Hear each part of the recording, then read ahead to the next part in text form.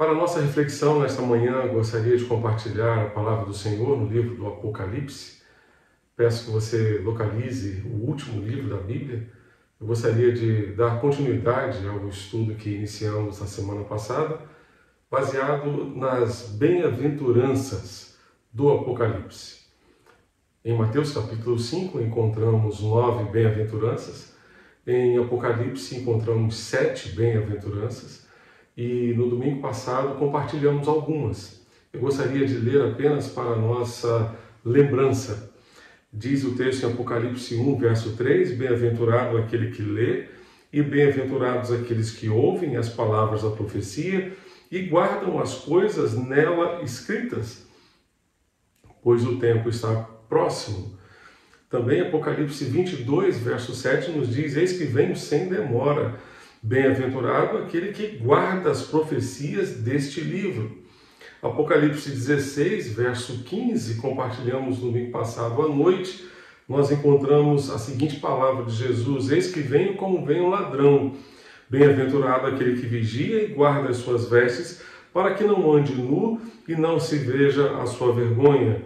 E Apocalipse 22, verso 14, nos diz, bem-aventurados aqueles que lavam as suas vestes, para que tenham direito à árvore da vida e entrem na cidade pelos portões. Hoje eu gostaria de compartilhar Apocalipse capítulo 19. Você pode localizar Apocalipse 19 a partir do verso 1 até o verso 10. Apocalipse 19 diz assim, depois dessas coisas, ouvi no céu o que parecia ser a voz forte de uma grande multidão, dizendo, aleluia, a salvação, a glória e o poder são do nosso Deus. Porque verdadeiros e justos são os seus juízes, pois julgou a grande prostituta que corrompia a terra com a sua prostituição, e das mãos dela vingou o sangue dos seus servos. E disseram pela segunda vez, aleluia, e a sua fumaça sobe para todo sempre. Os 24 anciãos e os 4 seres viventes se prostraram e adoraram a Deus, que está sentado no trono, dizendo, amém, aleluia. E do trono saiu uma voz que dizia, louvem o nosso Deus, todos vocês, os seus servos, todos os que o temem, os pequenos e os grandes. Então ouvi o que parecia ser a voz de uma grande multidão, uma voz como de muitas águas e como de fortes trovões, dizendo, aleluia, pois reina o Senhor nosso Deus, o Todo-Poderoso. Alegremo-nos e exultemos e demos-lhe a glória, porque chegou a hora das bodas do Cordeiro e a noiva dele já se preparou. E a ela foi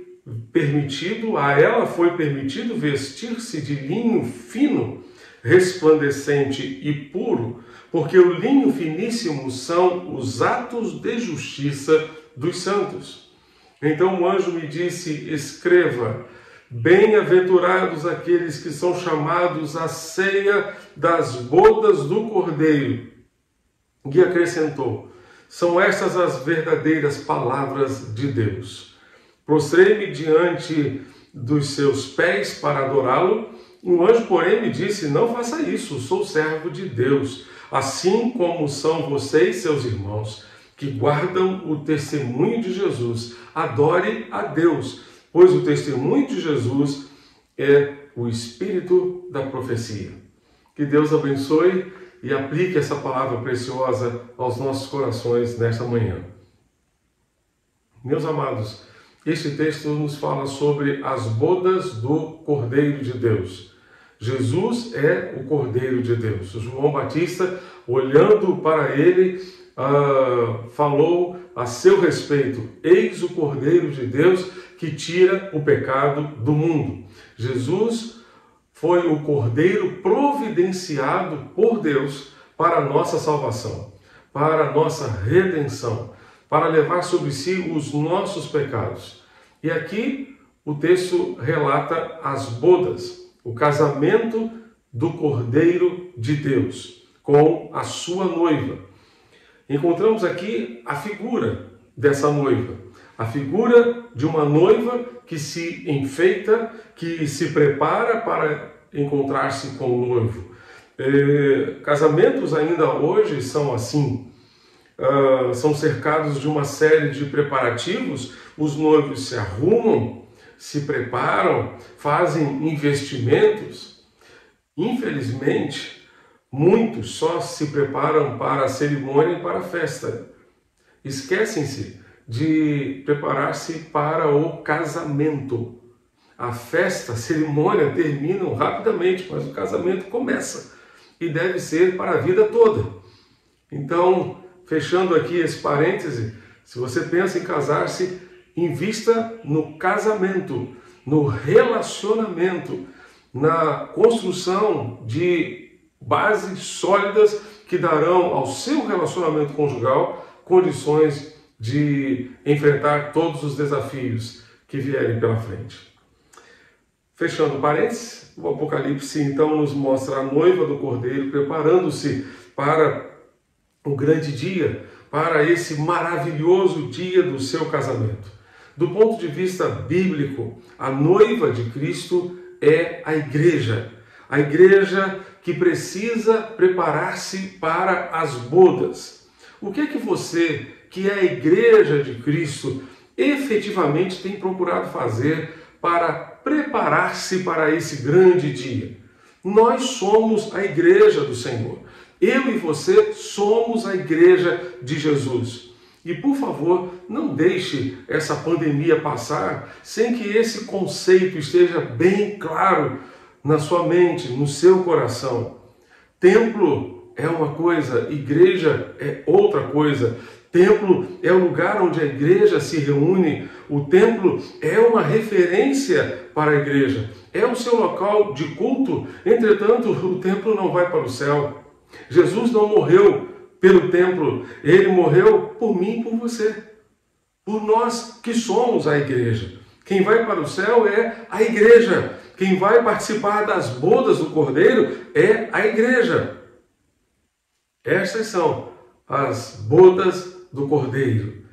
Nós que somos casados, um dia procuramos alguém com quem pensávamos em partilhar a vida inteira e gastar o restante das nossas vidas juntos, andando lado a lado, caminhando lado a lado. E certamente tivemos algumas preocupações nesse processo de encontrar alguém com quem partilhar a vida, com quem partilhar a construção de uma família. Por isso, a decisão, certamente, do casamento sempre será uma decisão difícil, não será uma decisão simples, é uma decisão difícil e importante. Se entendemos que o casamento é uma aliança permanente e não apenas um contrato, casar-se com a pessoa errada vai gerar frustração e problemas. Possivelmente encontramos aqui uma das razões pelas quais Jesus é bem exigente com a sua noiva, que é a igreja. Ele não quer qualquer noiva, pois sabe que passará a eternidade com ela. Não completará 30 anos, como eu e Soraya completamos esta semana. Ele não passará simplesmente 30, 40, 50, 60 anos. Ele passará a eternidade com ela. Ele passará a eternidade com a sua noiva. Imagine só passar a eternidade ao lado de uma noiva chata, rabugenta, bipolar, maledicente, maliciosa. Imagine que tragédia seria para o Cordeiro. Felicidade aqui, neste texto, é ser convidado para participar dessas bodas. Felicidade aqui nesse texto, bem-aventurados são aqueles que são convidados para participar desta festa do Cordeiro de Deus, do banquete, que é uma grande celebração, é ter o convite na mão, é ter o passaporte carimbado dizendo entre. Você foi convidado, é ouvir o noivo dizer: venha, participe da minha festa. Isso é ser feliz no contexto do Apocalipse. É ser convidado para participar desta grande celebração. Você tem essa certeza no seu coração de que um dia você estará lá no céu participando desta celebração, participando desta festa e estará com Jesus para sempre? De que maneira podemos entrar nessa festa? Quem o Senhor irá chamar para participar da festa das bodas do Cordeiro? Abra sua Bíblia em Efésios capítulo 5. Efésios capítulo 5, a partir do verso 22 até o verso 33, nós encontramos um texto que fala sobre o casamento, mas também fala sobre o relacionamento de Cristo com a igreja. Então, localize na sua Bíblia Efésios capítulo 5, a partir do verso 22. Paulo vai dizer: esposas, que cada uma de vocês se sujeite a seu próprio marido como ao Senhor, porque o marido é o cabeça da esposa, como também Cristo é o cabeça da igreja, sendo ele próprio o salvador do corpo. Como, porém, a igreja está sujeita a Cristo, assim também a esposa se sujeite em tudo ao seu próprio marido. Maridos, que cada um de vocês ame a sua esposa, como também Cristo amou a igreja e se entregou por ela, para que a santificasse, tendo-a purificado por meio da lavagem de água pela palavra, para apresentar a si mesmo como igreja gloriosa, sem mancha, nem ruga, nem coisa semelhante, porém santa e sem defeito. Assim também o marido deve amar a sua esposa como ama o seu próprio corpo. Quem ama a esposa ama a si mesmo, porque ninguém jamais odiou o seu próprio corpo, ao contrário, o alimenta e cuida dele, como também Cristo faz com a igreja, porque somos membros do seu corpo. Eis porque o homem deixará seu pai e sua mãe, se unirá à sua mulher, tornando-se os dois uma só carne. Grande é este mistério, mas eu me refiro a Cristo e à igreja. No entanto, também quanto a vocês, que cada um ame a sua própria esposa como a si mesmo, e que a esposa respeite o seu marido. Esposas, sejam submissas aos seus maridos como ao Senhor. Esposas, que cada uma de vocês se sujeite ao seu próprio marido como ao Senhor. Paulo está dizendo aqui, essa relação da igreja com Cristo é uma relação de sujeição, de submissão. Eu não vou entrar aqui na questão da submissão da mulher ao marido, mas o meu foco aqui é destacar o quanto nós, como igreja, precisamos ser submissos a Cristo. Ele é o cabeça da igreja. A cabeça tem a função de coordenar todos os movimentos do corpo. Tudo aquilo que nós fazemos é comandado pelo nosso cérebro. Nós, como corpo de Cristo, precisamos estar sujeitos, submissos ao comando de Cristo, que é o cabeça. Ele precisa ter autoridade sobre as nossas vidas. Nós que somos membros deste corpo, precisamos estar sujeitos a Ele, obedientes a Ele. A submissão da igreja a Cristo deve ser voluntária, deve ser devotada, sincera e entusiástica. William Hendricks diz que é uma submissão motivada não somente pela convicção, mas também pelo amor. Porque nós o amamos sobre tudo, sobre todos, sobre todas as pessoas, sobre todas as circunstâncias. Nós temos prazer em nos sujeitar a Ele, em obedecer a Ele, em estar debaixo da missão dEle e da autoridade dEle. Além disso, a obediência não deve ser parcial, mas deve ser em tudo. O texto diz, no verso 24 de Efésios capítulo 5, que a igreja deve ser em tudo submissa ao cabeça, que é Cristo, ao Cordeiro, que é Cristo. Não deve ser parcial, de modo que a esposa obedeça a seu esposo quando acontece que seus desejos coincidem com os do seu marido, mas deve ser completa em tudo, não parcial, mas completa. E o verso 23 diz, porque o marido é o cabeça da esposa, como também Cristo é o cabeça da igreja, sendo ele próprio o salvador do corpo. Ele deu a sua vida para nos salvar e para ter autoridade sobre nós. Por isso nós precisamos nos sujeitar a ele, para fazer a sua vontade, para fazer o seu querer. Mas a noiva de Cristo, ela não é apenas submissa, ela também tem outras qualidades. A noiva que o cordeiro espera encontrar nas suas bodas de casamento não é apenas submissa, ela é também bonita, muito bonita, especialmente porque passou por um processo de embelezamento. A igreja se prepara para aquele grande dia, para aquela grande celebração das bodas do cordeiro, através de um processo de embelezamento, como encontramos aqui no versículo de número 7. Apocalipse 19, verso 7, volte ao texto comigo, nós vamos encontrar a seguinte expressão: alegremo-nos e exultemos, e demos-lhe a glória, porque chegou a hora das bodas do Cordeiro, e a noiva dele já se preparou. Essa expressão inicial aqui do verso, Apocalipse 19, verso 7, alegremo-nos, exultemos, ela é muito interessante e muito importante para nós, porque ela nos lembra esse processo de embelezamento.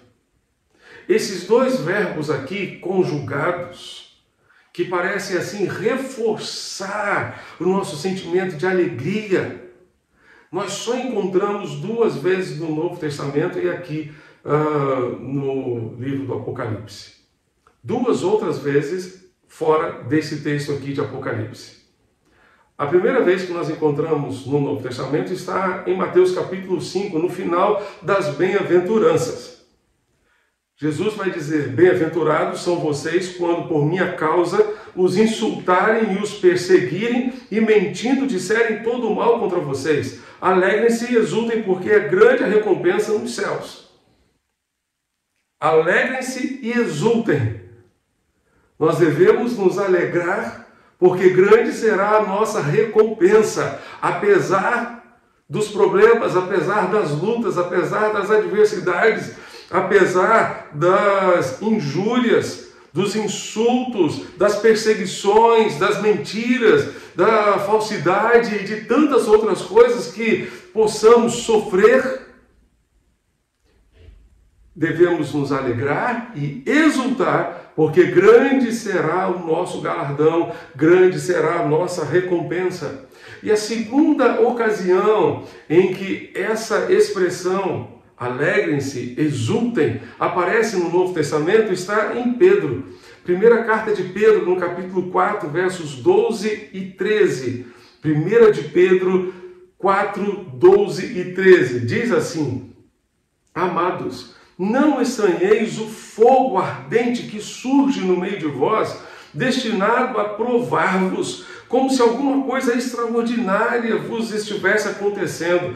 Pelo contrário, alegrai-vos na medida em que sois coparticipantes do sofrimento ou dos sofrimentos de Cristo, para que também na revelação da sua glória vos alegreis exultando. Vos alegreis exultando. Pedro está falando aqui sobre o fogo. Nós não devemos estranhar o fogo das provações, o fogo destinado a provar-nos. Não devemos estranhar isso, pelo contrário, devemos nos alegrar na medida em que participamos dos sofrimentos de Cristo, para que também na revelação da sua glória, naquele dia, nós possamos nos alegrar e exultar. Amados, o que é que isso tem a ver com Apocalipse capítulo 19, verso 7? Claramente devemos reconhecer que as experiências de perseguição e sofrimentos da vida cristã são ocasiões para nos alegrar e exultar. gloriosa recompensa celestial nós teremos pelo sofrimento naquela ocasião em que Cristo voltar, naquela ocasião em que estivermos com o Senhor. Portanto, o processo de embelezamento passa pelo fogo, passa pelo sofrimento, passa pelas dificuldades, passa pelas provações. Deus utiliza as nossas experiências dolorosas para nos embelezar, para nos preparar para as bodas do Cordeiro. Glória a Deus por isso. Os seus problemas, meu irmão, as situações adversas que você está vivendo hoje, nesse momento, encare essas situações como um processo de embelezamento, um processo por meio do qual o Senhor está preparando você para as bodas do Cordeiro, para esse dia em que você estará definitivamente unido a Cristo na eternidade. Entenda que as aflições deste tempo presente, todas as circunstâncias que temos a enfrentar hoje, elas são nada mais, nada menos do que oportunidades para provar a nossa fé, para provar a nossa disposição em seguir a Cristo, mas certamente haverá uma grande recompensa. Há um grande galardão, há uma grande recompensa a nos esperar. E nessa passagem aqui de Apocalipse, a recompensa é a participação em um casamento. É a participação nesse casamento. No Antigo Testamento, o povo de Israel era chamado de esposa do Senhor. Mas no Novo Testamento, a igreja é a noiva de Cristo, como o apóstolo Paulo afirma. E nós acabamos de ler em Efésios capítulo 5. E a melhor maneira de ilustrar esse texto aqui é lembrar de dois passos importantes no antigo casamento judaico. O antigo casamento judaico tinha exatamente dois passos muito importantes. Primeiro era o noivado. Quando um casal celebrava o noivado, eles já firmavam um contrato e já assumiam um compromisso, embora o casamento não fosse consumado fisicamente. Isso aconteceu, e está muito claro, em Mateus capítulo 1 com José e Maria. Antes de consumarem o casamento, ela se achou grávida por obra do Espírito Santo. Então, o casamento judaico, no modelo antigo, ele tinha esse efeito do noivado.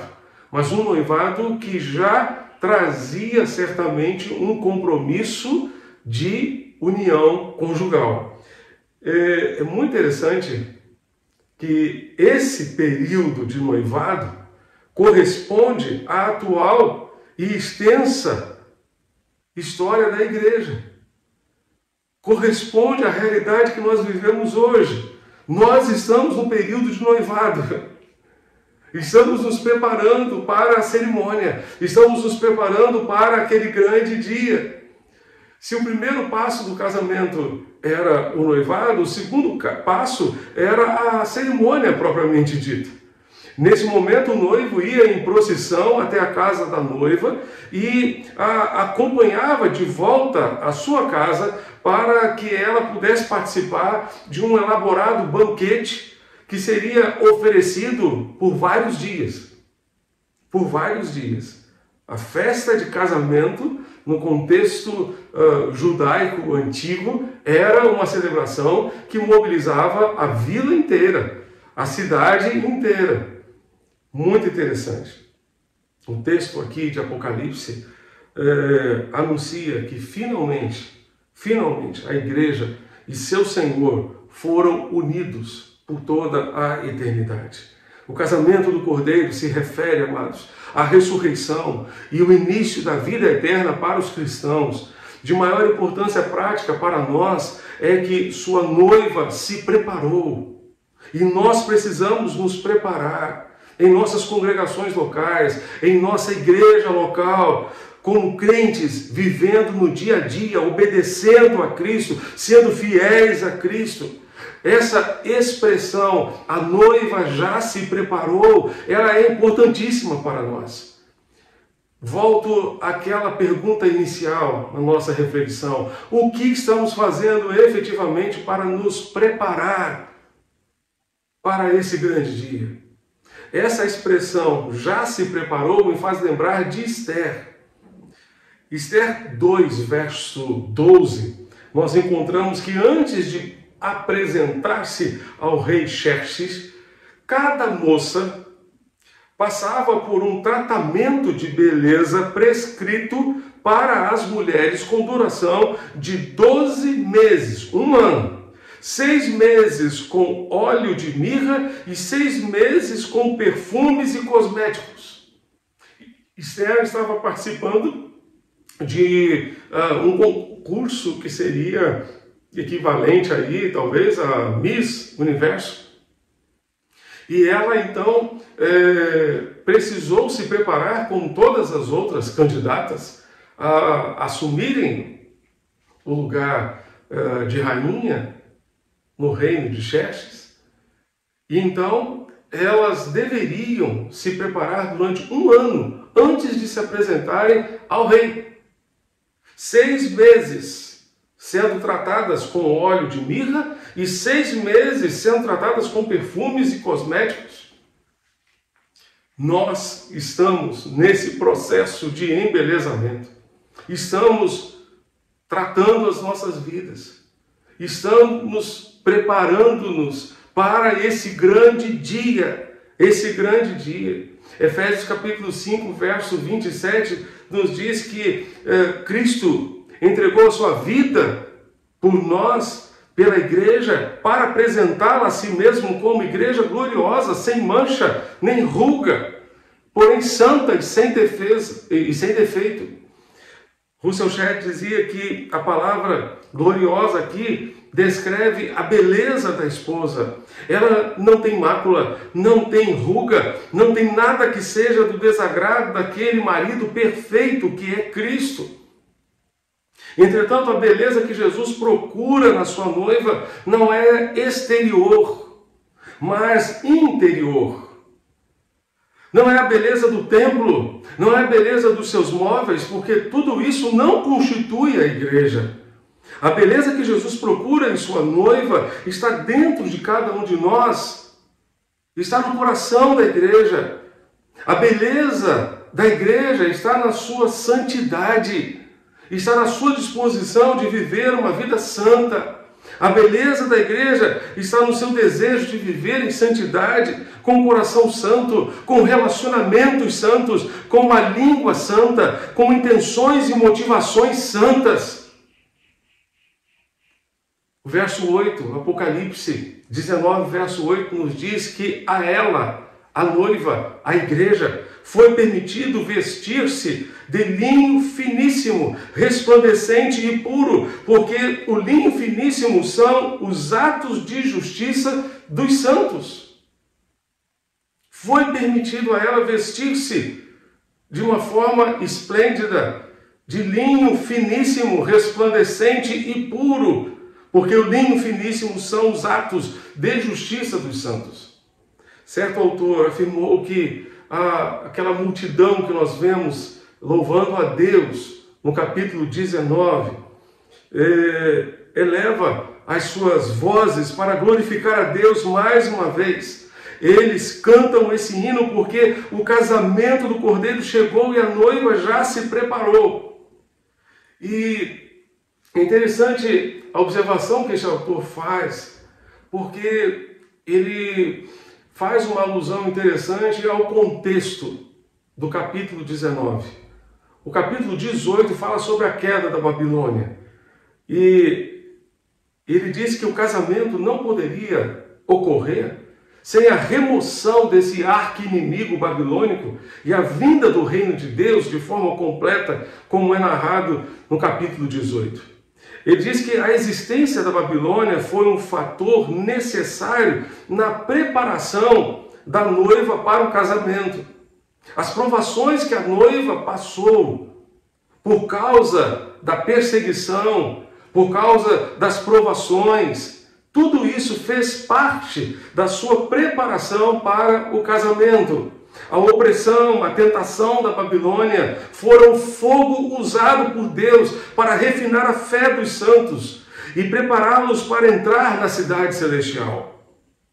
Nela foi encontrado, na antiga Babilônia, foi encontrado o sangue dos profetas e dos santos e dos crentes. A preparação da noiva é explicada no verso 8. Ela se veste com linho brilhante, puro e fino, que simboliza as ações justas dos santos. Michael Wilcock afirma que o vestido de bodas da noiva é extremamente simples e é descrito em metade de um versículo, simplesmente de linho finíssimo, resplandecente e puro, que são os atos de justiça dos santos. De uma perspectiva, ela fez o próprio vestido, ela desenvolveu a própria salvação, mas de outra perspectiva, foi-lhe dada a permissão, ou seja, Deus trabalhou nela para dar à noiva, portanto, esse vestido. Essa segunda opção representa, portanto, a verdade mais profunda e é a que permeia a mensagem de Paulo lá em Efésios capítulo 5, quando lemos anteriormente, onde ele fala acerca do casamento entre Cristo e a igreja. Tudo é obra de Deus. Foi permitido a ela, porque Deus lhe deu esse vestido.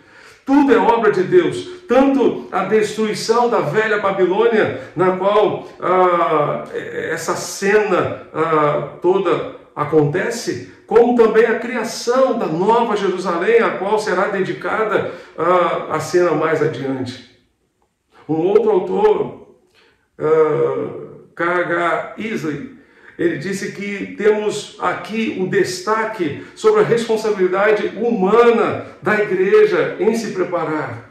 Imediatamente, ele expressa o lado divino, a graça de Deus, linho fino, brilhante e limpo foi dado a ela para vestir, em contraste com a aberrante vestimenta da antiga Babilônia, que se vestia de púrpura e escarlate. Ela era considerada prostituta das nações. A noiva se veste de linho puro, brilhante e limpo.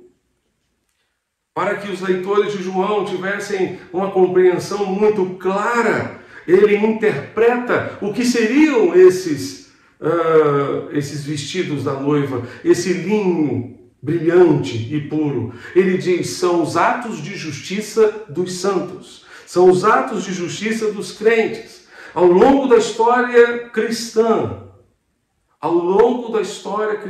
todas as atitudes santas e boas são motivadas pela graça de Deus.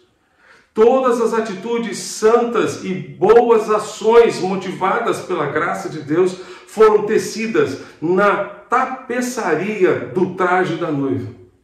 Todas as santas atitudes, boas ações motivadas pela graça de Deus foram tecidas na tapeçaria do traje da noiva.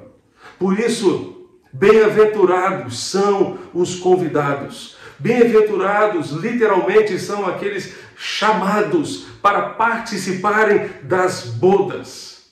Essas obras justas são, portanto, a preparação para a noiva participar das bodas do Cordeiro.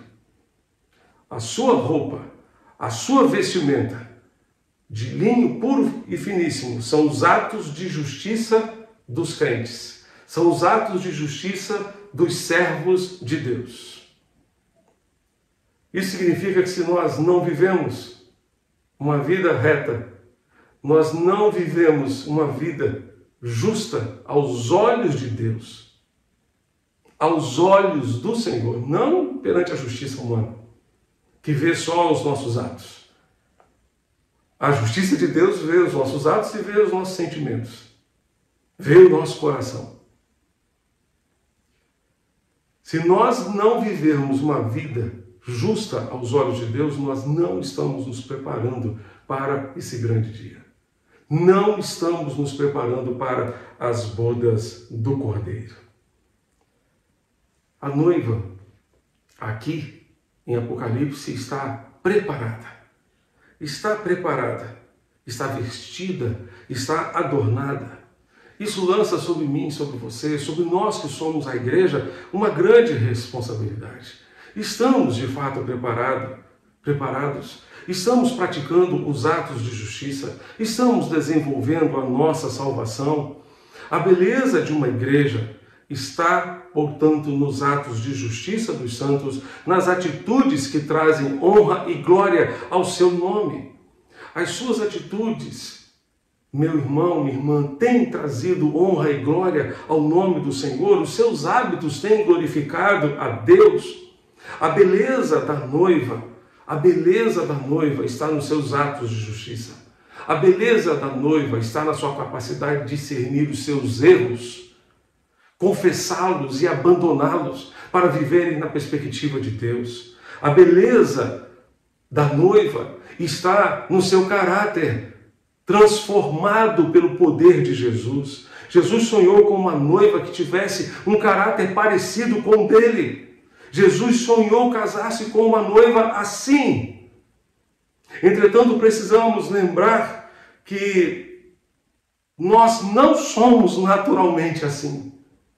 Essa é uma verdade importantíssima. Nós não somos naturalmente assim. De acordo com a nossa própria natureza, nós somos horríveis.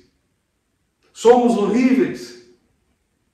O que nos consola é ver tudo aquilo que Jesus fez para que nos tornássemos uma igreja linda,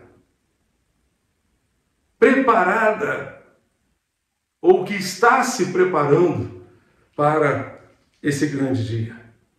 William Hendricks disse que a noiva deve toda a sua beleza ao noivo. Ela deve toda a sua beleza ao noivo.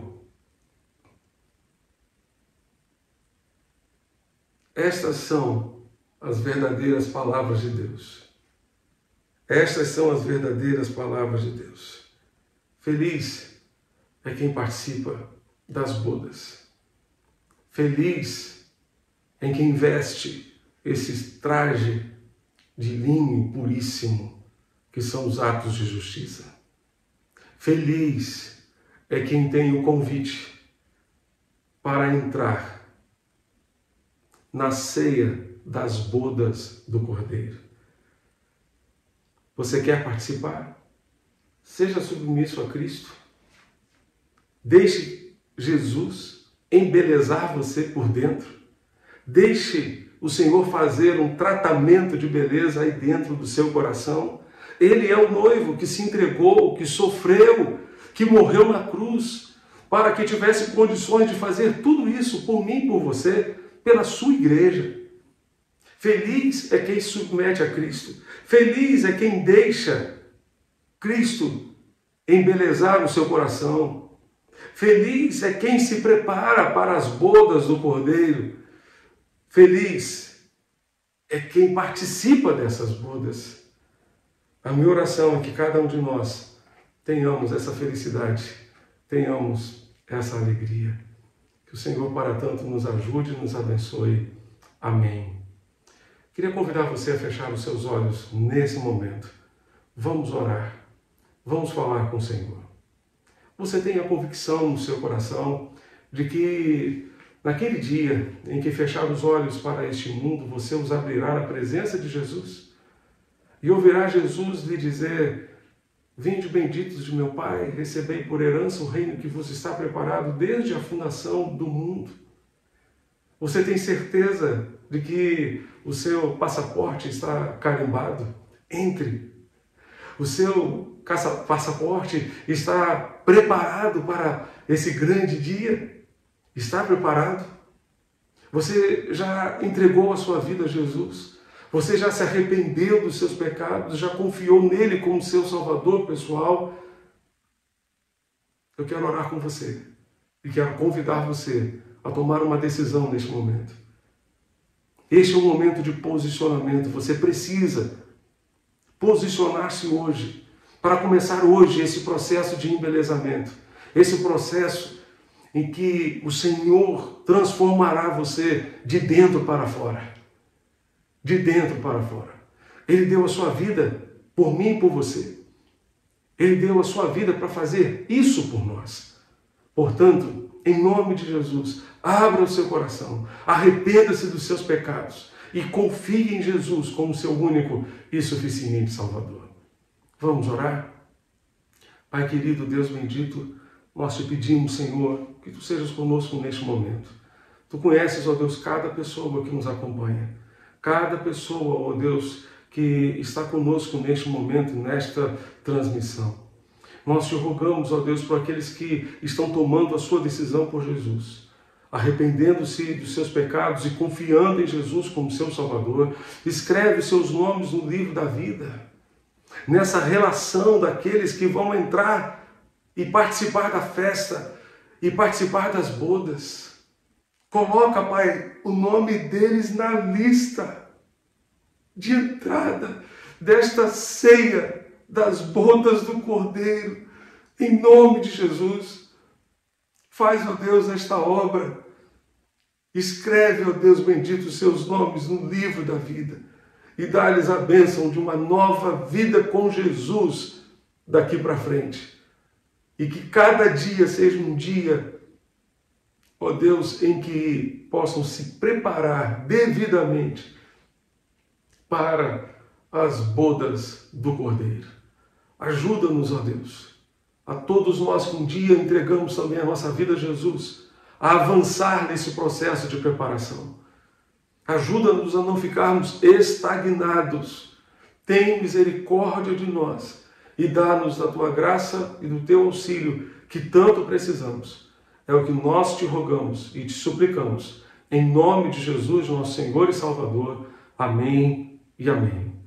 Se você entregou a sua vida a Jesus ou deseja compartilhar conosco algum pedido de oração, envie-nos uma mensagem para o WhatsApp da nossa secretaria 994357778 e nós teremos prazer em continuar orando por você, intercedendo por você e pela sua família. Que Deus continue abençoando você abundantemente, como só Ele pode e sabe fazer. Amém.